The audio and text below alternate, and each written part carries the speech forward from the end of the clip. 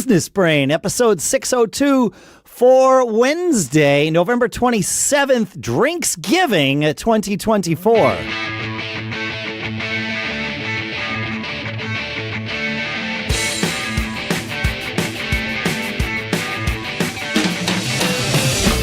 Greetings, folks, and welcome to Business Brain, the show where we take a few ideas, we dissect them, we crunch them, we use them to tune our business brains, making it a little bit easier each week to live those charmed lives we love.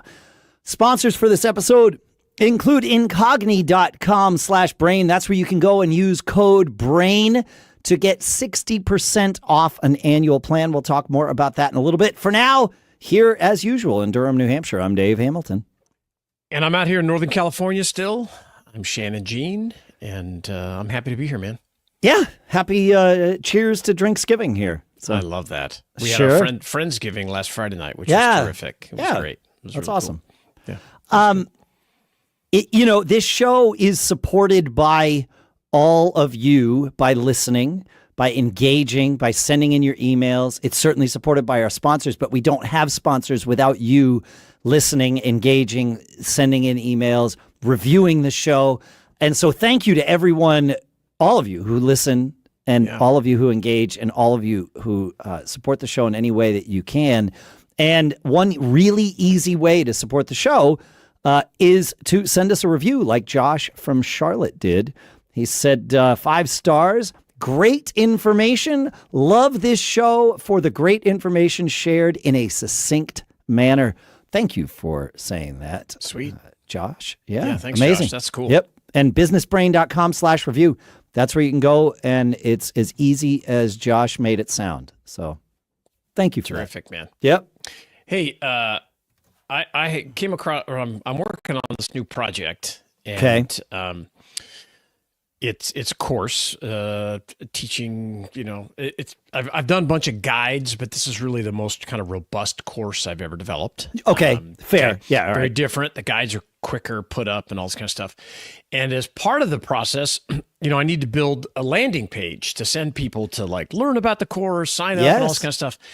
And as I mentioned to you before we did the show, learning about landing pages, or this maybe a sales page, I don't know what you call it. It's totally different than any other sort of design I've ever done. It is so uncomfortable for me to build this thing this way, yet every other course and successful teacher, entrepreneur, they build them very similar to this method. And are you like telling a story in the page and then eventually giving people a place to sign up? Or here's the way it works. You have this top section, right? And that's kind of your hero section. So there's a video there that talks about the course. That's me. I'm talking yada, yada, yada. Yeah, right. That's you. And then there's a button that says, great, but get it now. And then you scroll down the next section and it's like, oh, convince me a little bit more. And there's a little bit more about it. And there's another button that says, buy it now. And then you scroll down the page a little more and it says, well, maybe I need a little more information about this, this, and that. There's another button. And it's over and over and over. Oh, and it's like, so you don't just have one buy now button, but you're walking people, you're letting people go as far as they need to go. Yes, exactly. And at every turn, you are offering them the opportunity to. Now, the buy button goes to the same place every time. It goes to the bottom of the page where you can buy the thing, right? And I would never design a page that way, dude. So I ask some people that I know. I'm like, hey, what do you guys think of this? They're just like, oh, it's so busy and it's that and it's this. I'm like, that's what I thought. This is not right. But then I had someone chime in that says, hey, this is exactly the way. He had some comments. I suggest you change this or whatever, the color scheme, which I'm still working on. But he said, I went to a conference that was all about lead generation and landing pages. And this is exactly the way. This is like science. And the methodology is you get some people that come in, they're going to watch my video and they're going to say, oh, I want this now.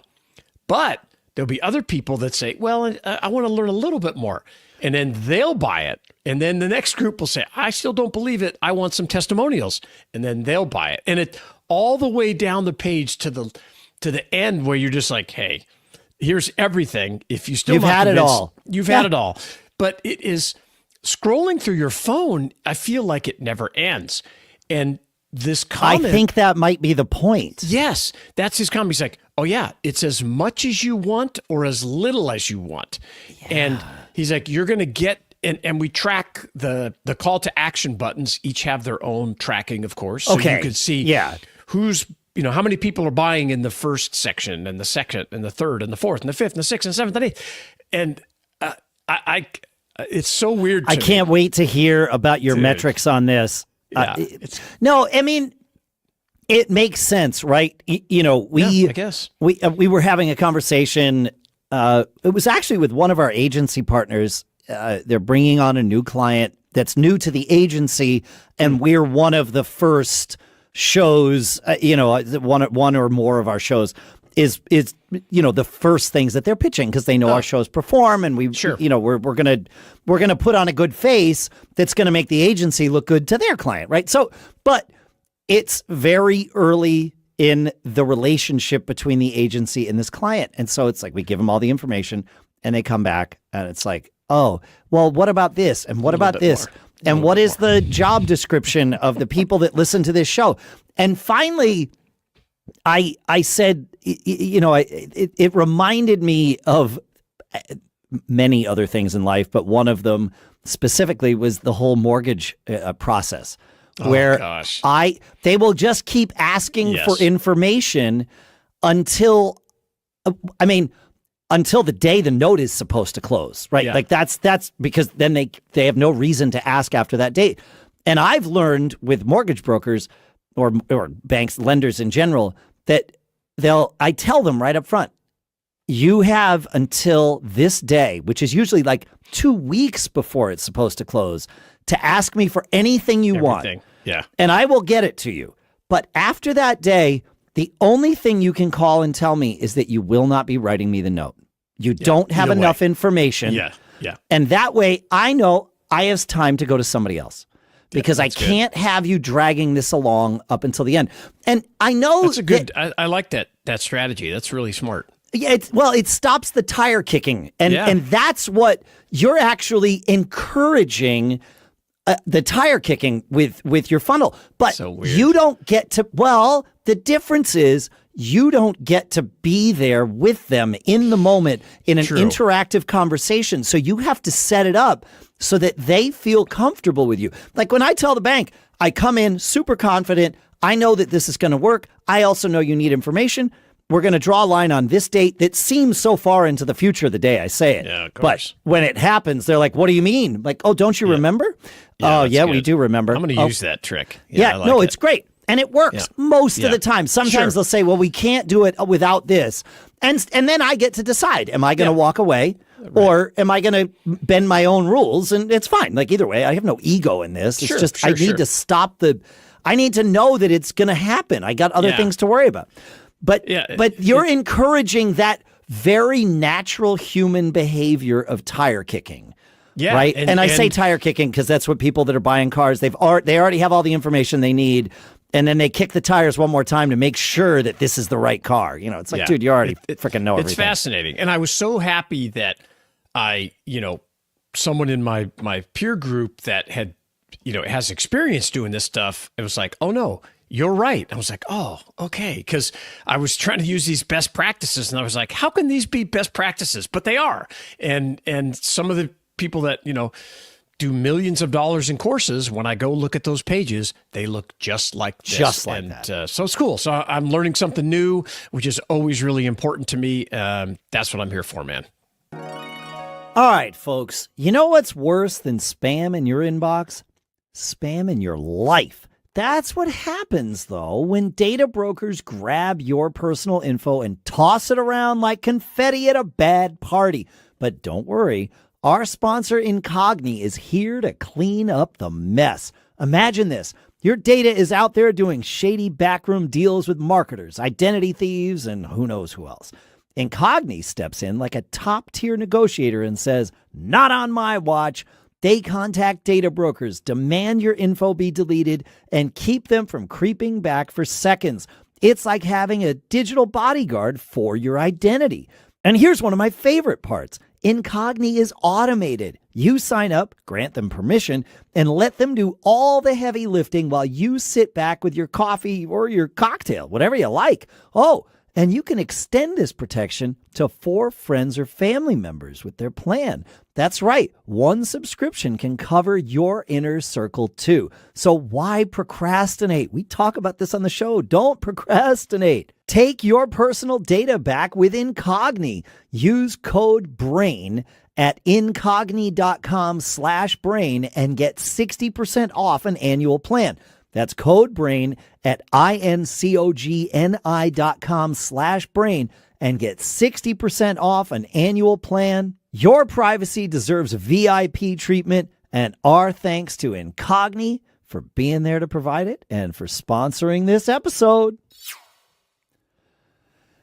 You ever get bored, Shannon? Too often than I would like to admit. It happens. It doesn't matter how much stuff you have going on, you can still fall into that boredom rut. Yeah. Yeah. And, I was thinking about this the other day and trying to, I tell my story a lot. I talk to a lot of young people, entrepreneurs getting going. And I always try to preface when I tell the story, like, hey, I get to tell my story in reverse, so it makes me sound much smarter than I really am, right? I mean, because it just doesn't. Yes, of course it does. The way you tell you it. skip the tangents that are immaterial and wasted your time. And you're jumping years, right? Yes. And then I was this, and then I did this. So as I was thinking about, I'm trying to come up with a way to tell my story without, I want to encourage them, not where people feel intimidated or whatever, or think, oh, that's unattainable. And a big thing I realized as I was driving the other day is I'm motivated by boredom. That's the biggest part biggest issue that has propelled me forward. And I was like, man, that's kind of weird. We need to talk about this on the show. I've noticed it for me too. When I get everything kind of rolling, and that's nice because usually what precedes that is mayhem, right? You're going in 16 different directions, working late hours, making mayhem. I do too, but it can't do it forever. It's not sustainable. It's not sustainable all the time. You do it for a period, and you don't get to pick when the mayhem stops usually, right? Yep. You think it's going to stop, and then nope. Got to put my foot back on the gas, right? And then you get things to a point where it's like, all right, we're in maintenance mode. And that is attractive for a very brief period of time. Yeah. It is. It's like, makes okay, you feel great. good. You're like, wow, I man. succeeded. I got this to the plateau. Right. Yep. But then it's like, well, what's next?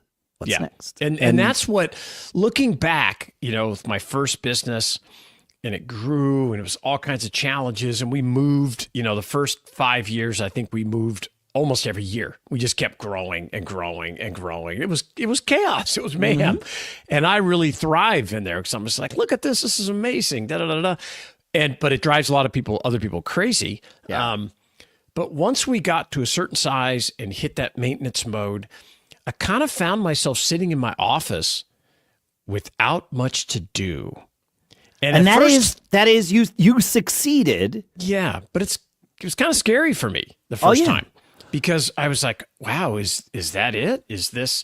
And I didn't really know or have the skill set yet and enough knowledge that, okay, that was time to try something else, experiment either within that business or a different one. Business. And we did a lot of that, experimented, tried new things. And because it was technology, we were constantly chasing, what was the next thing? What could we sell? It was floppy drives, then super drives, then, everything you could imagine in between. But once the first time I went and started another company because I just had time, and I said, well, I'll use some of these resources here and I'll go do something. Then I got kind of bored there after a while. And you made that comment earlier, which I think is really poignant, is you never know when it's going to happen. And one of my weaknesses is I often don't act quick enough. I stick around waiting, like, okay, no, it's going to get engaging again. Something's going to happen. Yeah, it was engaging. And I'm comfortable with this. I made this. Yeah. It's not new, so I'm not scared of the, it's fun to talk unknown. about. Yeah, it's fun to, this, that, and everything.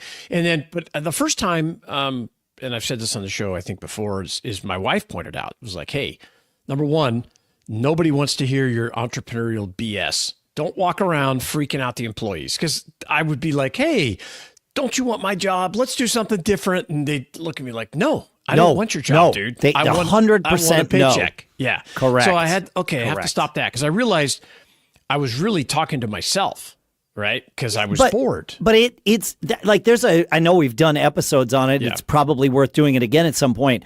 The idea of, I always, when I started out, I wanted to treat my employees like I would want to be treated if I was in their shoes. Doesn't work. Well, I mean, that's a noble position to take. It is wholly incorrect. Yes, however, yes. Yeah, yes, because that's scary to people. It is scary to them. Yeah, and then the other thing she told me one time, which I'll just never forget, she was like, "Nobody needs you here anymore," and I just thought, how can that be? I'm so important. I came up with this. My partner and I, this doesn't work without us. She was like, it totally works without you. That's why you have time. That's why you're walking around. Yes. That's why you're in everybody else's up in their grill talking to them. And you're standing in my office right now instead of working some mayhem on the next thing. And wait, there's something there. All the things you just described sort of casually in passing, those are all indicators that it's time to do the next thing. To stick in the framework of the topic we've chosen to call this, those are all indicators that you are bored. Yes, they are. Right. And so it when those things start happening routinely, that's when it's time to either grow, like you said, within the current business or start something outside of it.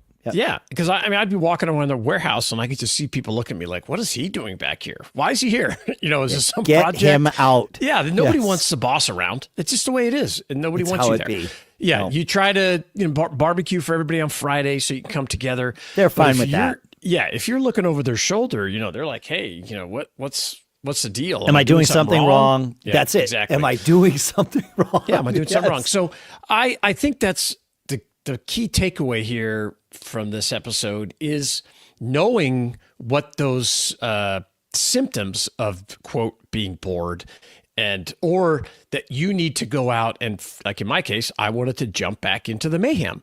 And I did it a bunch of times. I would say most of them didn't go anywhere. Sure. But enough of them went somewhere to make all the difference. And it was more engaging. That was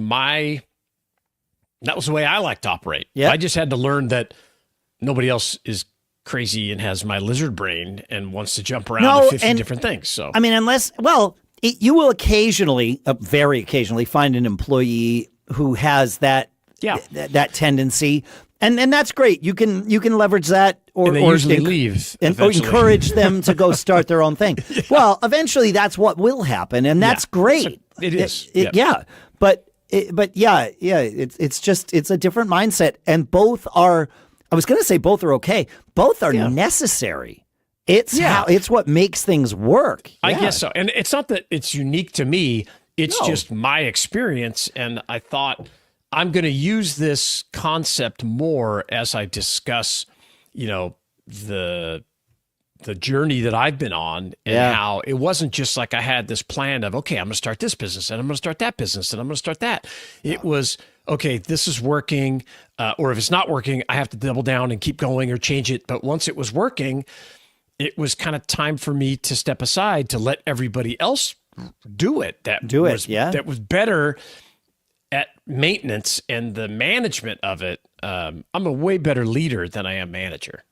Oh, I feel like you stole my line. I love it. Yeah. I'm sure I stole it. No, you definitely stole that from me. I love that. Course, that's great. That's great. Awesome. Yeah. That's what we do. Yeah. Yeah. But if I'd love to get, hear what you think, feedback at businessbrain.show. How do you manage when this stuff starts happening for you? And has it paralyzed you, which sometimes it has for me too, or has it pushed you ahead to do the next thing and start something new? Love it. And you've also inspired me. I added another topic to for a future episode, but I am going to leave that unsaid right now because I think it will be better when framed. Keep living that charmed life. Feedback at businessbrain.show and businessbrain.com/review. Help us all keep living that charmed life, and we'll see you on Friday.